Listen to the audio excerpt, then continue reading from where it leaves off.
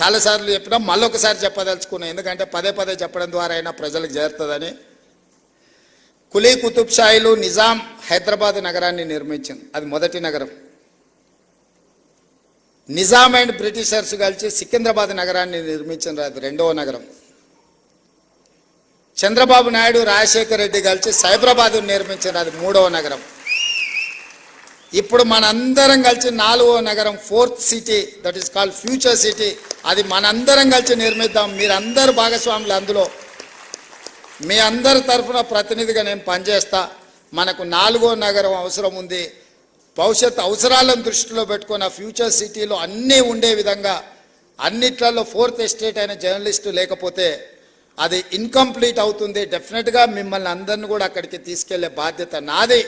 దాన్ని అద్భుతమైన నగరానికి ప్రపంచంలోనే పోటీ పడే నగరంగా తీర్చిదిద్దాల్సిన బాధ్యత మీది.